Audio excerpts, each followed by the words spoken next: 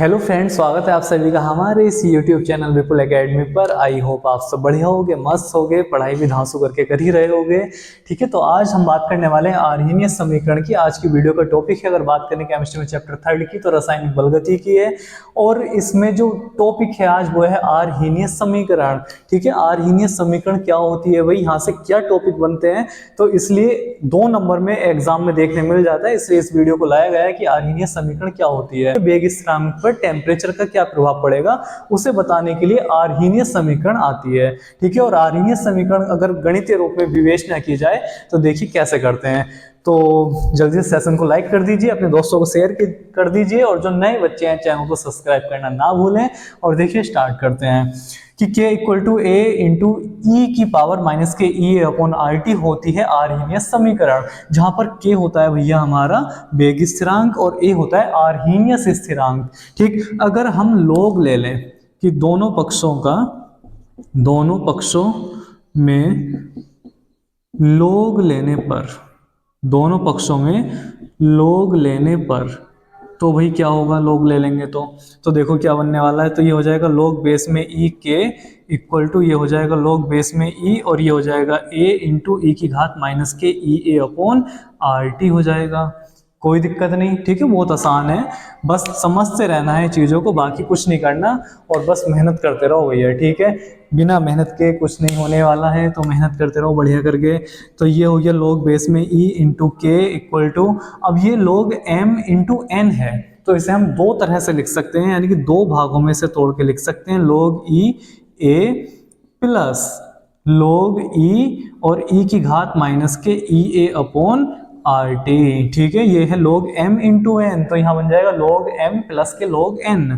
ठीक, ये वाले फॉर्मूले से तोड़ दिया इसे, तो यहाँ से कितना आ गया, लोग बेस में e के इक्वल टू लोग बेस में e कैपिटल A, और ये जो घातें होती हैं ये आ जाती हैं भैया आगे, तो ये हो जाएगा माइनस के ई ए अपॉन आर टी, और ये बन गया लोग बेस में ई और ई, और जब ये दोनों चीजें सेम हो जाएं तो इसका मान हो जाता है एक। सारे लोग के नियम अकेली समीकरण में लग रहे हैं। ठीक है, यहाँ पर देखो m प्लस एन का लगा, यहाँ पर ए की घात x वाला लगा, और यहाँ पर दोनों सेम हो गए तो 1 हो गया। ठीक है, सब चीजें ध्यान से समझते रहना है बस। तो लोग ई के बराबर कितना हो जाएगा, लोग बेस में ई ए प्लस माइनस माइनस हो गया, और ये हो गया भैया ई ए बटे आर टी हो गया, और इसका मान हो गया 1। क्लियर है, दिख रहा है यहाँ तक, बढ़िया।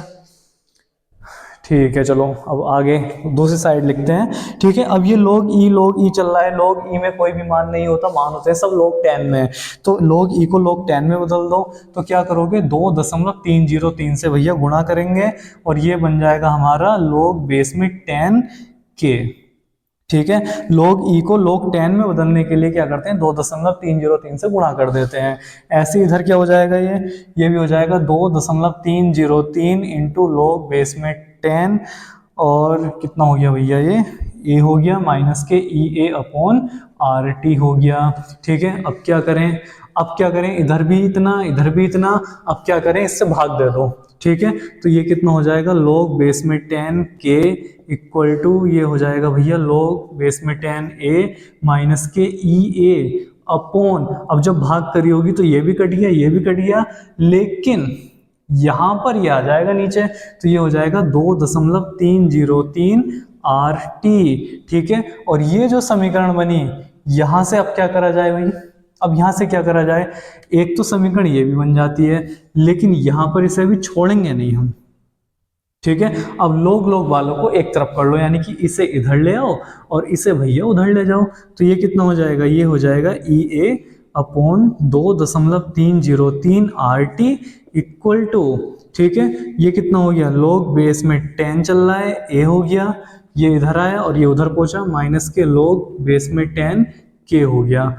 अब इसे एक लाइन और बढ़ाया जा सकता है कि ई ए अपॉन 2.303, ठीक है, या 1 अपॉन इतना लिख लो, और ई ए अपॉन आर टी अलग लिख लो, इक्वल टू लोग बेस में 10 और ए अपॉन के लिख लो। ठीक है, यहाँ तक भी इसे बढ़ा सकते हो। ठीक, वैसे आवश्यकता इतनी बढ़ाने की होती नहीं है, यहाँ से ही हम सारे मान रख लेते हैं। ठीक है, यहाँ से ही हम सारी वैल्यू रखकर सोल्व कर लेते हैं। ठीक, अब भी है क्या कौन सी चीज क्या है, ये भी तो पता होनी चाहिए, तभी तो रखोगे। ठीक है, तो देखिए कहाँ क्या है कि जहां जहां के की बात करें तो के क्या है भैया, वेग स्थिरांक है, पता ही होगा। ठीक है, के क्या है हमारा, वेग स्थिरांक हो जाता है। और ए क्या है, दिख रहा है या नहीं दिख रहा? ठीक है, थोड़ा नीचे कर लेते हैं, अब बढ़िया दिखेगा, बढ़िया। ठीक है, के क्या है, वेग स्थिरांक हो गया। और ए क्या है भैया, ए है यहाँ पर आर्हीनियस स्थिरांक। ठीक है, आर्हीनियस स्थिरांक है। और यहाँ से सवाल बन जाते हैं आपके बोर्ड एग्जाम में, तो ये पता होगा तभी तो कर पाओगे। ठीक है, ए क्या हो गया, आर्हीनियस स्थिरांक हो गया, के क्या हो गया, वेग स्थिरांक हो गया। और भैया ये ई ए क्या है, ई ए है यहाँ पर सेक्रियण ऊर्जा। ई ए इक्वल टू क्या है, सेक्रियण ऊर्जा। ठीक, सेक्रियण ऊर्जा है ये आपकी। ठीक, सेक्रियण ऊर्जा दिख रहा है या नहीं दिख रहा? ठीक है, बहुत जगह है। ये क्या हो गई, सेक्रियण ऊर्जा हो गई। और आर क्या है, आर है भैया गैस स्थिरांक। आर है हमारा गैस स्थिरांक या मोलर स्थिरांक भी बोलते हैं इसे। और इसका मान होता है 8.314। ठीक है, जूल केल्विन प्रति मोल। अब टी क्या है, टी है भैया तापमान, तापमान। और ये होता है केल्विन में। ठीक है, केल्विन में। तो ये सारी चीजें आपको पता होनी जरूरी है। देखिए, अब आता है डेरिवेशन में मजा, यानी कि यहाँ से जो सवाल बनते हैं वो कहाँ से बनते हैं, वो भैया इस समीकरण से सवाल बहुत मुश्किल केस में मिलते हैं देखने बोर्ड एग्जाम में। ठीक है, तो अब सवाल कहाँ से आएंगे, तो देखिए ध्यान से। ठीक है, इतना तो हो गया कि भाई आर्हीनियस समीकरण के बारे में आपने पढ़ लिया। ठीक, लेकिन अब बात आती है कि भाई सवाल अगर आ जाए तो वो कैसे होंगे, बोर्ड एग्जाम में जो सवाल आते हैं। सही है, तो वो जो सवाल आते हैं वो होते हैं, देखिए कैसे हो। अगर बात आ जाए न्यूमेरिकल्स की, तो ये जो इक्वेशन आई है, ठीक है, ये जो समीकरण आई है हमारी, इसे लिख लेते हैं। ये समीकरण क्या आई कि log बेस में 10 के इक्वल टू log बेस में 10a minus E A upon 2.303 RT। ठीक है, ये हमारी इक्वेशन आ गई है। क्लियर है इतना? सही है। अब ये जो आर्हीनियस समीकरण आई, अगर सवाल में जो कहा जाए उसमें दो टेम्परेचर दे दिया जाए, उसमें कहा जाए कि अगर किसी रासायनिक अभिक्रियाओं को दो तापमानों पर करवाए और तब वहां से वो आपसे क्वेश्चन पूछे तो कैसे करोगे। ठीक है, तो देखना है ध्यान से कि माना, ये तो आ गई हमारी, कि माना कोई रासायनिक अभिक्रिया, कि माना कोई रासायनिक अभिक्रिया T1 व T2 तापमानों पर कराई जाती है। ठीक है, कराई जाती है। तो देखो ध्यान से कि भाई मान लिया कि कोई अभिक्रिया है और वो दो टेम्परेचर पर कराई जा रही है, T1 और T2 दो तापमानों पर करवाई जा रही है, तो कैसे करना है। तो भाई क्या दिखाई दे रहा है इसमें कि हमें जो टेम्परेचर है, अभिक्रिया तो एक ही है और वो एक ही अभिक्रिया दो तापमानों पर कराई जा रही है। सही है, तो इसका क्या मतलब है, इसका मतलब है कि मान लिया T1 पहले, यानी कि टेम्परेचर पहले कितना है, T1 है। क्लियर है बात? तो कितना हो जाएगा भाई, तो हो जाएगा आर्हीनियस समीकरण के अनुसार, तो आर्हीनियस समीकरण से, और आर्हीनियस समीकरण क्या आई हमारी, ये लिखी हुई है क्वेश्चन नंबर फर्स्ट में। तो ये कितना हो गया भैया, log बेस में 10 के। ठीक है, अब भाई T1 टेम्परेचर 1 है, तो जो वेग है वो भी चेंज हुआ होगा, और जब वेग चेंज हुआ होगा तो वेग स्थिरांक भी चेंज हुआ होगा। यानी कि अगर T बराबर T1 है तो K के स्थान पर हो गया होगा K1, और ये हो गया होगा log बेस में EA। अभिकारक तो वही रहा होगा, ठीक है, उसकी मात्रा वही रही है, बस अंतर किसमें हुआ है, अंतर हुआ है वेग में और टाइम में। सही है, तो यहाँ पर कितना होने वाला है, EA सेक्रियण ऊर्जा भी उतनी ही रहेगी और 2.303 भी उतना ही रहेगा, R भी उतना ही रहेगा, T के स्थान पर आ जाएगा T1। सही है, समीकरण नंबर मान लेते हैं इसे रोमन अंकों वाली फर्स्ट।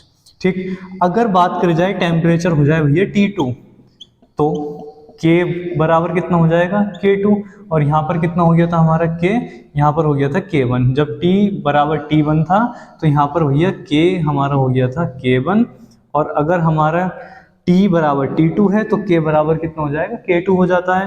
तो कितना हो जाएगा, तो आर्हीनीय समीकरण का इस्तेमाल करेंगे तो कितना हो जाएगा, k के स्थान पर क्या आ जाएगा k2 equal to log base में 10 a का a ही रहेगा माइनस के ई ए अपॉन ये कितना हो जाएगा 2.303 RT2। इक्वेशन बनी सेकेंड।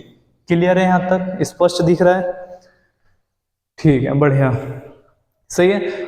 अब हमने क्या करा, ध्यान से समझना है। उसने कहा कि कोई अभिक्रिया है और वो पहले तापमान उसका इतना रहता है, बाद में टेम्परेचर इतना हो जाता है, और वो वहां से वेग या वेग स्थिरांक पूछता है, तो कैसे करना है, यहाँ से सवाल बनना है, उसके लिए हम इतना कुछ कर रहे हैं। ठीक है, तो देखिए समीकरण 1 और समीकरण 2 को क्या करें कि भैया समीकरण 2 में से समीकरण 1 को घटा देते हैं।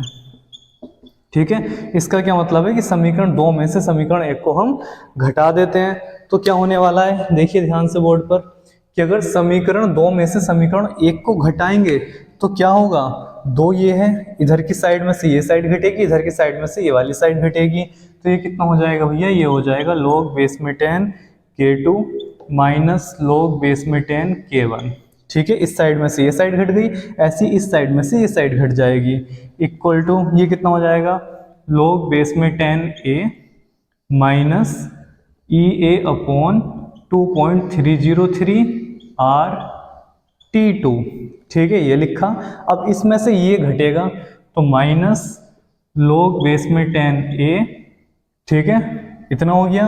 अब ये घटेगा तो माइनस माइनस हो जाएगा प्लस, और ये हो जाएगा E A upon 2.303 RT1। Clear है इतनी बात? अब भैया ये हमारे log a और log a कट जाएंगे, और यहाँ से देखो क्या बन गया, ये बन गया log 10 log m minus log n। ध्यान आया, log m और log n को जब घटाएंगे तो क्या बनेगा, log m minus log n होता है, तो वो बन जाता है log m upon log n। ठीक है, यानी कि log m और n, ध्यान करो कि अगर log बेस में 10 m अपॉन n है तो इसे क्या लिख सकते हैं, इसे लिख सकते हैं हम log बेस में 10 m माइनस के log बेस में 10 n। ठीक है, तो वही तो है, log m माइनस के log n है, तो log m बटे n के रूप में लिख दिया, यानी k2 अपॉन k1 बन गया। क्लियर है? ठीक है, अब क्या होने वाला है, इक्वल टू यहाँ पर ये माइनस का बना, ये प्लस का बना, तो प्लस वाले को पहले लिख लेते हैं, ई ए अपॉन 2.303 R। क्लियर है? और यहाँ से क्या बचा, यहाँ से बचा 1/T1, और यहाँ से क्या बचा भैया 1/T2। सही है, इस वाले को पहले लिख लिया, इसे बाद में लिख लिया, और यहाँ से ई ए अपॉन 2.303 R कॉमन निकाल लिया, तो यहाँ से 1/T1 माइनस के 1/T2 आ गया, और ये कितना हो जाता है, ये हो जाता है भैया हमारा log 10 k2 अपॉन k1। ठीक है, k2 और k1 क्या चल रहे हैं, वेग स्थिरांक चल रहे हैं, T1 टेम्परेचर और T2 टेम्परेचर पर। सही है, उसके बाद ये कितना हो जाता है, ये हो जाता है आपका ई ए अपॉन 2.303 R, और यहाँ से अगर एलसीएम ले लें तो कितना हो जाएगा T1 T2, और ये कितना हो जाएगा भैया T2 माइनस के T1 हो जाएगा। क्लियर है इतनी बात? तो ये आती है आपकी इक्वेशन जहाँ से आपको मिलते हैं सवाल बोर्ड एग्जाम में देखने। ठीक है, इस इक्वेशन से आर्हीनीय समीकरण तो है, लेकिन आर्हीनीय समीकरण तो भैया यही रुक गई थी। ठीक है, कि आर्हीनीय समीकरण तो यहाँ आ गई थी। अब यहाँ से सवाल बहुत कम मिलते हैं देखने, सवाल जो आते हैं वो एग्जामिनर थोड़ा सा चालाकी दिखाता है, वो दे देता है यहाँ से सवाल। ठीक है, इसे अच्छे से नोट कर लेना बिल्कुल बढ़िया करके। ठीक है, मेन इक्वेशन ये बनती है जो न्यूमेरिकल्स आपके करवाती है। ठीक है, इतना अच्छे से नोट कर लेना है, इसका स्क्रीनशॉट वगैरह ले लो, ये बिल्कुल छाप लो बढ़िया करके अपनी नोटबुक में।